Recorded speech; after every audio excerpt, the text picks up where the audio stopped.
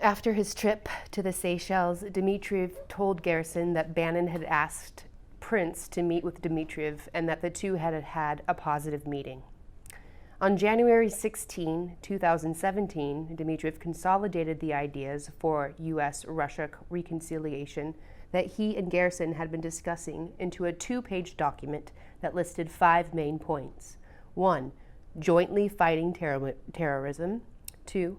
Jointly engaging in anti-weapons of mass destruction efforts. 3. Developing win-win economic investment initiatives. 4. Maintaining an honest, open, and continual dialogue regarding issues of disagreement. And 5. Ensuring proper communication and trust by key people from each country. On January 18, 2017, Garrison gave a copy of the document to Kushner. Kushner had not heard of Dmitriev at that time. Excuse me. Garrison explained that Dmitriev was the head of RDIF, and Garrison may have alluded to Dmitriev's being well connected. Kushner placed that document in a file, and he said he would get it to the right people. Kushner ultimately gave one copy of the document to Bannon and another to Rex Tillerson. According to Kushner, neither of them followed up with Kushner about it.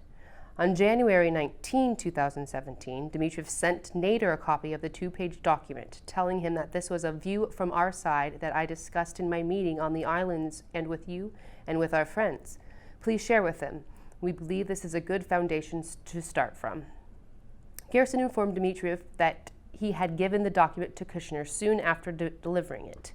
On January 26, 2017, Dmitriev wrote to Garrison that his boss, in apparent reference to Putin, was asking if there had been any feedback on the proposal. Dmitriev said, "We do not want to rush things and move at a comfortable speed. At the same time, my boss asked me to try to have the key U.S. meetings in the next 2 weeks if possible." He informed Garrison that Putin and President Trump would speak by phone that Saturday and noted that the information was very confidential. The same day, Dmitriev wrote to Nader that he had seen his boss again yesterday, who had emphasized that this is a great priority for us and that we need to build this communication channel to avoid bureaucracy. On January 28, 2017, Dmitriev texted Nader that he wanted to see if I can confirm to my boss that your friends may use some of the ideas from the 2-pager I sent to you in the telephone call that will happen at 12 o'clock Eastern, in apparent reference to the call scheduled between President Trump and Putin. Nader replied, "Definitely paper was so submitted to team by Rick and me. They took it seriously!" After the call between President Trump and Putin occurred, Dmitriev wrote to Nader that the call went very well. My boss wants me to continue making some public statements that Russia cooperation is good and important. Garrison also wrote to Dmitriev to say that the call had gone well. Dmitriev replied that the document they had drafted together played an important role. Garrison and Dmitriev appeared to stop communicating with one another in approximately March 2017, when the investment deal that they had been working on together showed no signs of progressing. Number 3, Ambassador Kislak's meeting with Jared Kushner and Michael Flynn in Trump Tower following the election. On November 16, 2016, Catherine Vargas, an executive assistant to Kushner, received a request for a meeting with Russian Ambassador Sergei Kislak.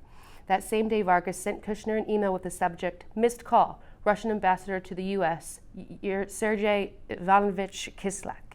The text of the email read, "Regarding setting up a time to meet with you on 12/1.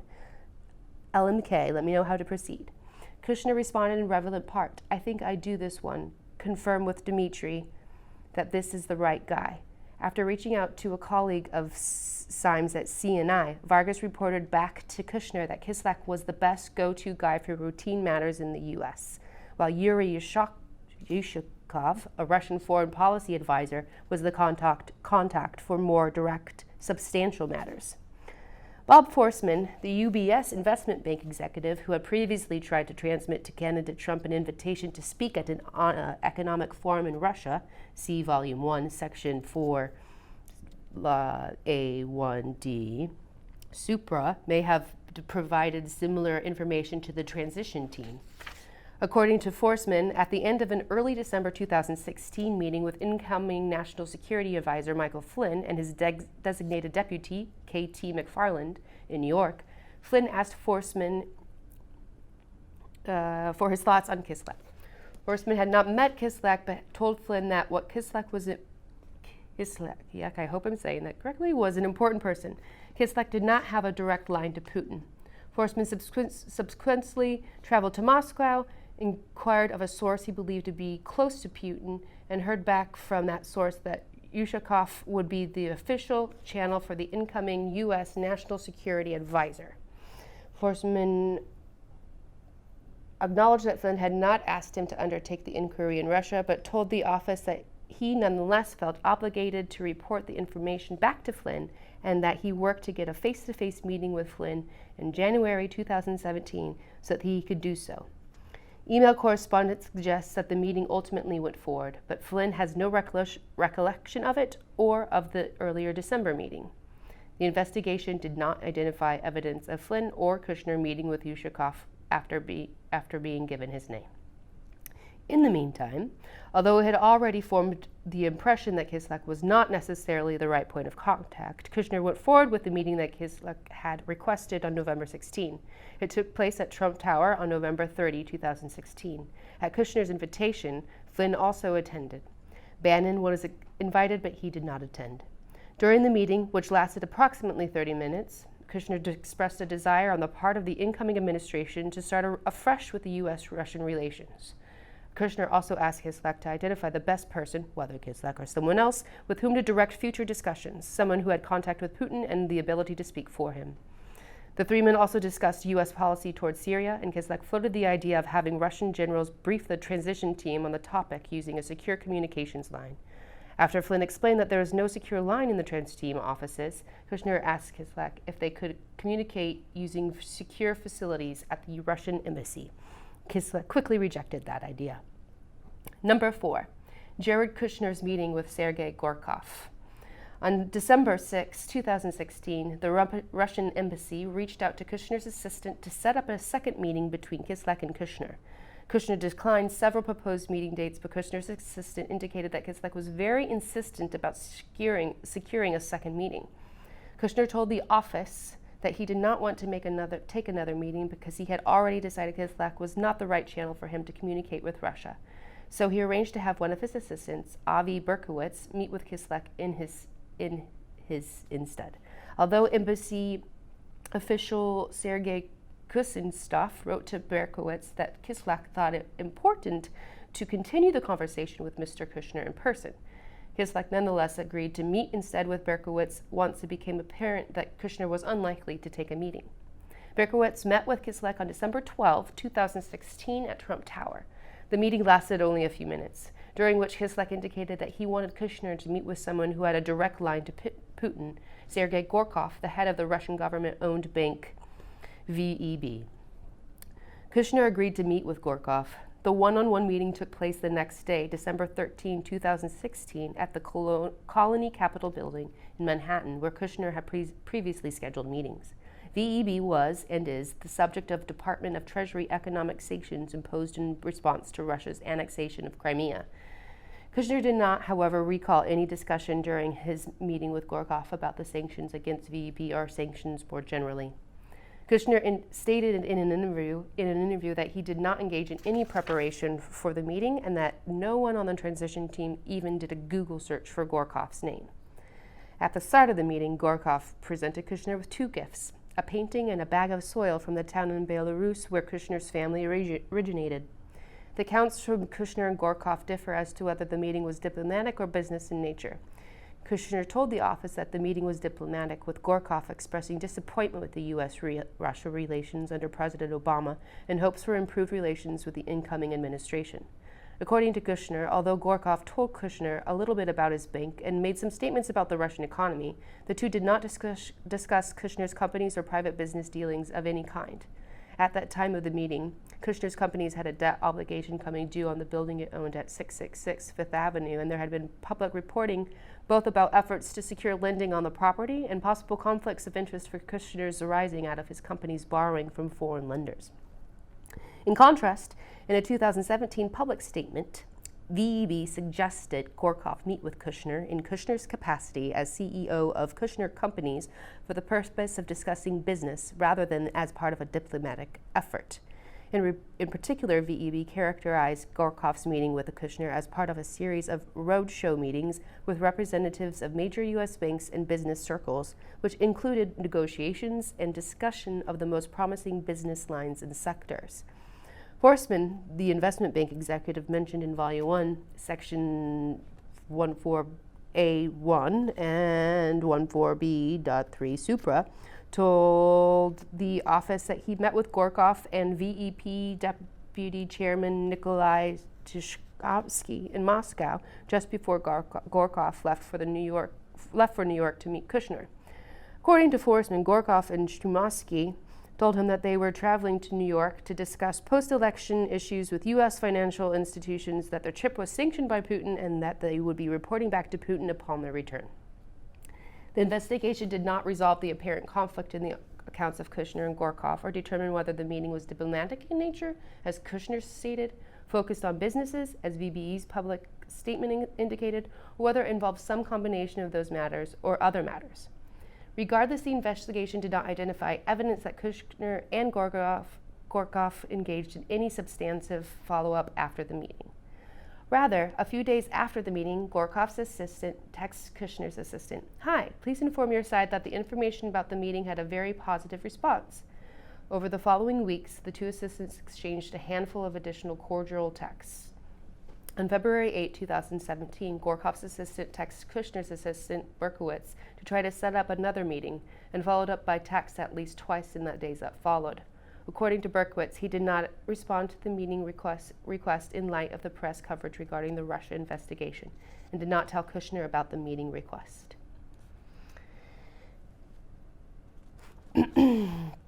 Number 5, Petr Oven's outreach efforts to the transition team.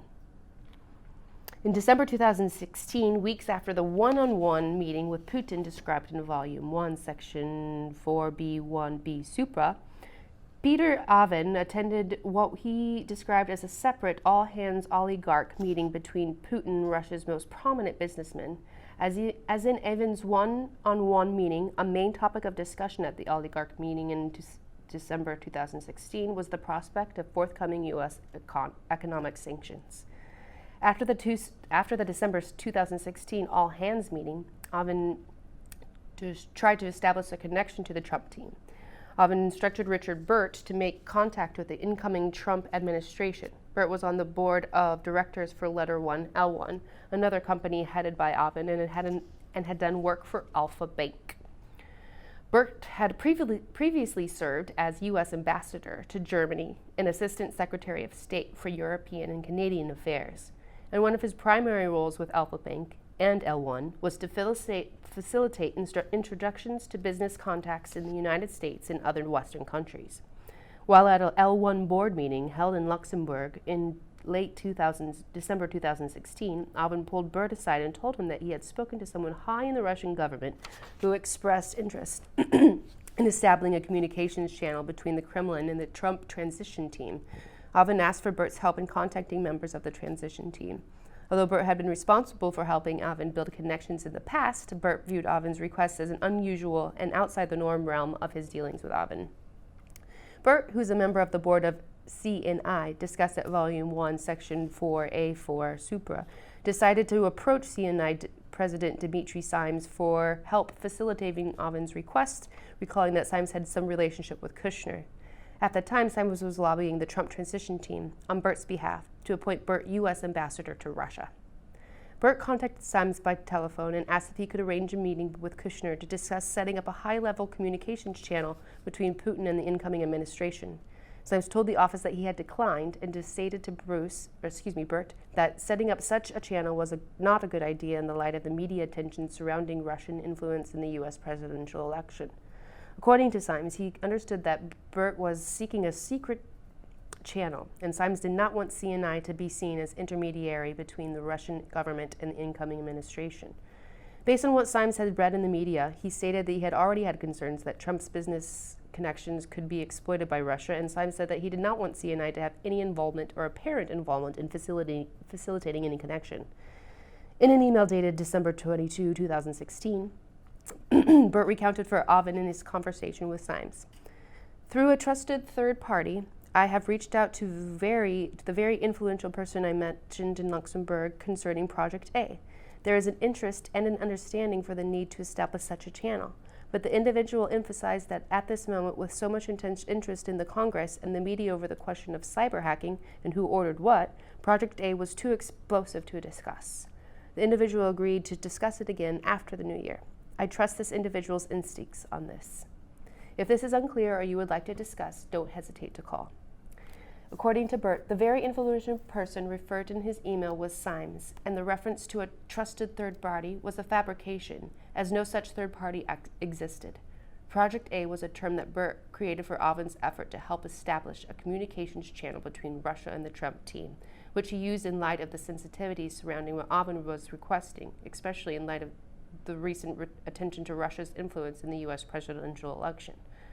According to Burt, his report that there was interest in a communications channel reflected Symes' view, not necessarily those of the transition team, and in any event, Burt acknowledged that he had some hype to that sentence to make it sound like there was more interest from the transition team than may have actually existed. Oven replied to Burt's email on the same day saying, "Thank you, all clear." According to Oven, the statement indicated that he did not want the outreach to continue. Burt spoke to Oven sometime thereafter about his attempt to make contact with the Trump team, explaining to Oven that his current environment made it impossible. Grand jury redacted. Burt did not recall discussing Oven's request with Symes again, nor did he recall speaking to anyone else about the request. In the first quarter of 2017, Oven met again with Putin and the other officials. At that meeting, Putin asked about Oven's attempt to build relations with the Trump administration, and Oven recounted his lack of success. Read it, the grand jury. Putin continued to inquire about Oven's efforts to connect to the Trump administration in several subsequent quarterly meetings. Oven also told Putin's chief of staff that he had been subpoenaed by the FBI. As part of that conversation, he reported that he had been asked by the FBI about whether he had worked to create a back channel between the Russian government and the Trump administration. According to Oven, the official showed no emotion in response to this report and did not appear to care. Number 6, Carter Page contact with Deputy Prime Minister Arkady Dvorkovich. In December 2016, more than 2 months after he was removed from the Trump campaign, former campaign foreign policy advisor Carter Page again visited Moscow in an attempt to pursue opportunities. Grand jury. According to Konstantin Kilimnik, Paul Manafort's associate, Page also gave some individuals in Russia the impression that he had maintained his connections to President-elect Trump. In a December 8, 2016 email intended for Manafort, Kilimnik wrote, "Carter is in Moscow today, sending message he is authorized to talk on Russia's behalf of DT on a range of issues of mutual interest, including Ukraine." On December 9, 2016, Page went to dinner with NES employee Shlomo Weber and Andrei Krivokovich. Weber had Dvorkovich to let him know that Page was in town and to invite him to stop by the dinner if he wished to do so, and Dvorkovich came to the restaurant for a few minutes to meet with Page. Dvorkovich congratulated Page on Trump's election and expressed interest in starting a dialogue between the United States and Russia. Dvorkovich asked Page if he could facilitate connecting Dvorkovich with individuals involved in the transition to begin a discussion of future cooperation. Grand jury. Grand jury. Dvorkovich separately discussed working together in the future by formulating an academic partnership. Grand jury. Number 7, contacts with and through Michael T. Flynn. Incoming National Security Advisor Michael Flynn was the transitions team's primary conduit for communications with the Russian ambassador and dealt with Russia on 2 sensitive matters during the transition period: a United Nations Security Council vote and the Russian government's reaction to the United States' imposition of sanctions for Russian interference in the 2016 election. Despite Kushner's conclusion that Kislyak did not wield influence inside the Russian government, the transition team turned to Flynn's relationship with Kislyak on both issues. As to the sanctions, Flynn spoke by phone to K.T. McFarlane, his incoming deputy, to prepare for his call to Kislev. McFarlane was with the president-elect and other senior members of the transition team at Mar-a-Lago at the time. Although transition officials at Mar-a-Lago had some concern about possible Russian reactions to the sanctions, the investigations did not identify evidence that the president-elect asked Flynn to make any request to Kislev. Flynn asked Kislev not to escalate the situation in response to U.S. sanctions imposed on December 19, 2016, and Kislev later reported to Flynn that Russia acceded to that request. A. United States vote on Israeli settlements. On December 21, 2016, Egypt submitted a resolution to the United Nations Security Council calling on Israel to cease settlement activities in Palestinian territory. The Security Council, which includes Russia, was scheduled to vote on the resolution the following day. There was no speculation in the media that the Obama administration would not oppose the resolution.